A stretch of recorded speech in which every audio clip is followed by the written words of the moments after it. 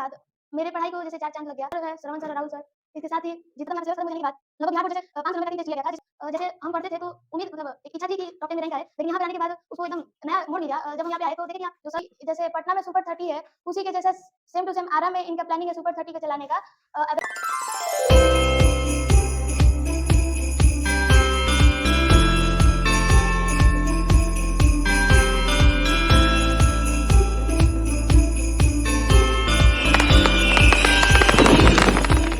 लड़की दिख रही है ये, अब इनको कुछ कहना नहीं है, इनको कौन नहीं जान रहा है।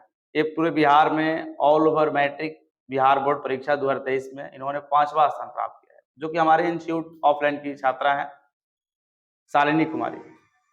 बता दें कि इस लड़की ने इतना मेहनत किया कि बिहार बोर्ड में 5वां स्थान प्राप्त कर लिया, जिसकी वजह से यहाँ पर बैठी हुई है। और इसी के चलते हमारे संस्थान द्वारा इनको आज 10,000 रुपया का चेक दिया गया।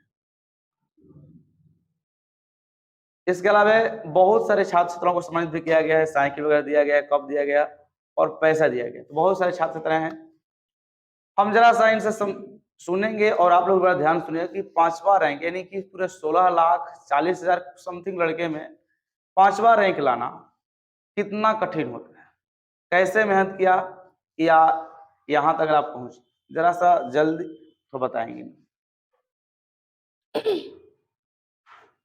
मेहनत जैसे सब करते हैं स्टार्टिंग में वैसे ही किया गया था मेरे द्वारा।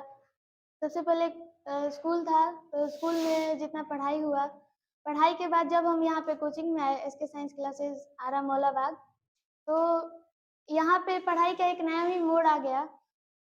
यहाँ पे मौलाबाग में आने के बाद मेरे पढ़ाई को जैसे 4 चाँद लग गया।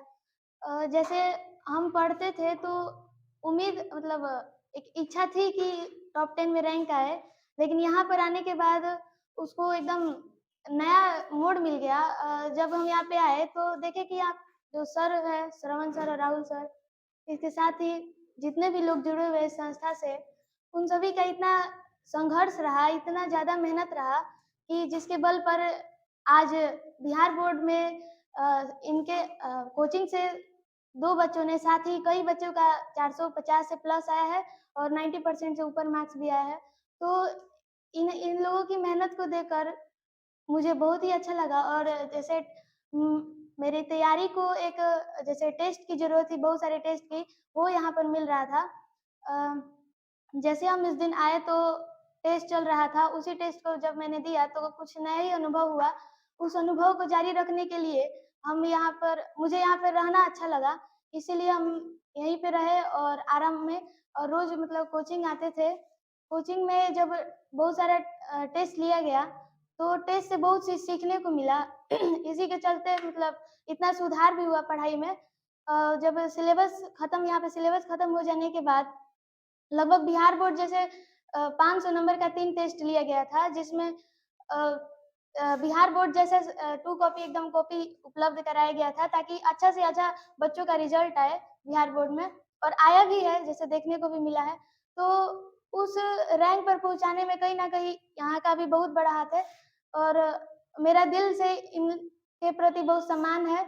और उस टेस्ट के द्वारा मुझे बहुत ही अच्छा अनुभव हुआ, बहुत ज़्यादा एक्सपीरियंस मिला कि किस प्रकार अधिक से अधिक अच्छा कॉपी लिखा जाए कि टीचर्स को अट्रैक्टिव लगे कॉपी। और उसके बाद जो यहाँ के टीचर्स हैं, जो श्रवण सर, राहुल सर हैं, इनका इतना ज़्यादा मेहनत रहा है कि जैसे पटना में सुपर 30 है, उसी के जैसा सेम टू सेम आरा में इनका प्लानिंग है सुपर 30 को चलाने का। वैसे तो इनके कोचिंग में 400 से अधिक बच्चे हैं, लेकिन उनमें से कुछ खास बच्चों को चुनकर सुपर 30 का क्लास चलाया जाता है, जिसमें उनकी क्षमता को जान सके या फिर वो असली किस काबिल के हैं, इसलिए उन्हें उस काबिल का बनाया जा सके अलग से छाँटकर। तो सुपर 30 के क्लास में बहुत ही ज़्यादा बच्चों पर ध्यान दिया जाता है। उनके हर तरह के जितने भी उनके सवाल होते हैं या कठिनाइयाँ होती है, उसको सुलझाया जाता है। और सुपर 30 का एक अलग ही बात है, उसी के बल पर इतना अच्छा रिजल्ट भी आया है इस कोचिंग से। तो हम यही कहेंगे कि जैसे ये टीचर्स अपना मेहनत जारी रखे अभी तक, वैसे ही ये लगातार करते रहे, और इनका मेहनत आगे ज़रूर रहेगा, और हो ना हो भविष्य में इस कोचिंग का बहुत बड़ा नाम होगा। ये कोचिंग ज़रूर प्रगति पर ही आगे चलता रहेगा। अच्छा, कुछ लड़कों का सवाल होता है ये कि बोर्ड एग्जाम की जो तैयारी है हम शुरू से करें या 3 मंथ पहले करें? आपने बोर्ड की एग्जाम तैयारी मतलब कब से शुरू से की थी या 10th के जो अंतिम 3 महीना होता है उस समय की थी बढ़िया से? मेरी जो बोर्ड परीक्षा की तैयारी थी वो स्कूल के जैसे अप्रैल से स्कूल स्टार्ट होता है तो अप्रैल से ही हुई, ना ज़्यादा पहले ना ज़्यादा बाद में टाइम पर हुई। तो ये ज़रूरी नहीं है कि बहुत पहले ही स्टार्ट कर देने से बेहतर होगा, लेकिन हाँ, आप पहले कर रहे हैं तो सही है, लेकिन समय पे करना बहुत ज़रूरी है, ना कि लेट करना। तो अगर आप समय पे भी तैयारी शुरू कर दे रहे हैं और उसमें लगातार आप है रेगुलरिटी बनाए रख रहे हैं, तो निश्चय ही आपका रिज़ल्ट बहुत ही बढ़िया आएगा। आप उसे बस लगातार उसमें लगे रहें, आप बीच में कभी भी छोड़े नहीं या फिर क्लास नहीं मिस करें या फिर टीचर्स का बात मानते रहे, तो आपका ज़रूर ही ज़रूर रिज़ल्ट बहुत ही बढ़िया आएगा। अच्छा, किसी विद्यार्थी को अगर मैथ समझाना हो, तो किस तरह से हम समझाएँ जो उसको आसानी से समझ में आ जाएगा? जैसा कि हमारे इस कोचिंग संस्था में श्रवण सर है, तो जैसे आप उसी के भाषा में इतने अच्छे से समझाते हैं, जैसे सीधे उसके दिमाग में जाए, तो अगर बच्चों के सरलतम से सरलतम भाषा में बताया जाए, एकदम तोड़कर एकदम उसका वो क्या कह रहा है, इतने अच्छे से समझाया जाए, तो ज़रूर ही वो बच्चों को समझ में आता है और अभी तक आता भी रहा है। और जैसा कि खान सर कहते हैं कि हम कोई क्वेश्चन छोड़ते ही नहीं है कि वो मेरे पास कोई कुछ पूछने आए। मतलब वो सारा क्लियर कर देते हैं कि कोई डाउट रहेगा ही नहीं। वैसे ही यहाँ पर कोचिंग संस्था के टीचर्स हैं, उनका कहना है कि हम इतने अच्छे से पढ़ाएँगे कि कोई डाउट बचेगा ही नहीं बच्चों में। तो ये बहुत ही बड़ी ख़ासियत है। अच्छा कि यहाँ के टेस्ट से आपको क्या कुछ अनुभव मिला, कुछ फ़ायदा हुआ? टेस्ट बोल जो सकते थे। अच्छा। कुछ लोगों का ये भी सवाल है कि जो पढ़ाई का समय होता है वो दिन में करे या रात में करे? हाँ, ये जो पढ़ाई का समय है वो कोई निश्चित समय नहीं है। जैसे बच्चे हैं, बच्चों हर अलग-अलग बच्चों का अलग-अलग क्षमता होता है। अगर वो ज़रूरी नहीं है कि सब रात में ही पढ़े और ज़रूरी नहीं है कि सब सुबह में ही पढ़े। पर जब भी पढ़ रहे हैं वो उस समय को एकदम उस समय अपना सारा ध्यान केंद्रित करके पढ़े। अपनी क्षमता को सबसे पहले पहचाने कि वो दिन में पढ़ने में सक्षम है या रात में। जिस समय वो पढ़ रहे हैं अपनी पूरा फ़ोकस उस पे डाल दें, तो निश्चय ही वो उनका मतलब नंबर अच्छा आएगा या फिर उनको ज़्यादा नॉलेज होगा। अगर डीपली स्टडी कर रहे हैं तो किसी भी समय करें, अपनी क्षमता को देखते हुए किसी भी समय पे अच्छे से आप कर सकते हैं स्टडी, या फिर दिन में या रात में आपको जब सही लगे आप पढ़ते रहिए और जो भी पढ़ रहे हैं उसको एकदम ध्यान से पढ़िए और याद करते जाइए समझ-समझ कर। जैसे शिवानी दीदी बायोलॉजी आपको पढ़ाई थी, तो मतलब कैसे पढ़ाती थी? उनको पढ़ाई अच्छा लगता था तुमको? शिवानी दीदी यहाँ की बहुत ही अच्छी टीचर है इस कोचिंग की, और उनका जो पढ़ाने का तरीका है वो भी बहुत ही अच्छा है।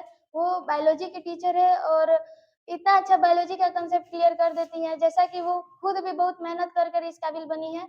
वो खुद ज़्यादा से ज़्यादा संघर्ष की है तभी ये मुकाम पर है, तो वो अपने से पूरा कोशिश करती है कि हम बच्चों को ज़्यादा से ज़्यादा उनका कंसेप्ट क्लियर करें, ताकि जिन दिक्कतों को जिन परेशानियों को उन्हें फेस करना पड़े, वो परेशानियाँ बच्चों को ना करना पड़े फेस। अच्छा, धर्मेंद्र भी एसएसटी पढ़ाते थे। वो जो समझाते थे उनका पढ़ाई कैसा था? धर्मेंद्र भैया यहाँ के बहुत ही मतलब क्या हो जाता है अनोखे टीचर है। वो एसएसटी को एकदम मतलब कहानी की तरह पढ़ाते हैं, ताकि बच्चों को लाइन बाय लाइन पढ़े भी ना तो उनके दिमाग में सारा इम्पोर्टेंट चीज़ चला जाए। तो धर्मेंद्र भैया जैसे हैं इस कोचिंग के बहुत ही अच्छे टीचर हैं और उनका पढ़ाने का भी तरीका बहुत ही बढ़िया है। वो एसएसटी का मतलब पूरा हिस्ट्री जानते हैं और जिस चैप्टर के बारे में पढ़ा रहे हैं वो पूरा कांसेप्ट क्लियर करके पढ़ाते हैं। अच्छा, एक और बात प्रश्न है कि जो शुरुआती बच्चा उनको अभी क्या पढ़ना चाहिए? एनसीईआरटी शुरू करें या गाइड शुरू करें या कैसे पढ़ाई करें? सबसे पहले जो बच्चा अब शुरू करने जा रहा है 10th क्लास, वो बिहार बोर्ड द्वारा जो बुक दिया जा रहा है, वो बुक को अपना सिर्फ़ टेक्स्ट बुक को पढ़ता रहे, जो बीएसईबी का बुक है उसको पढ़ता रहे, लाइन बाय लाइन पढ़ता रहे। सबसे पहले वो क अभी तो कोई गाइड वगैरह के फेरे में ना रहे। गाइड का जब काम आता है जब सिलेबस कंप्लीट हो जाता है, तो सबसे पहले वो अपना बुक को अंडरलाइन करके ध्यान से लाइन बाय लाइन पढ़े। जब बच्चा वो अगर पूरा बुक अच्छे से पढ़ लेगा, तो उसको गाइड का भी ज़्यादा से ज़्यादा चीज़ याद हो जाएगा। उसे गाइड की ज़रूरत बहुत कम पड़ेगी।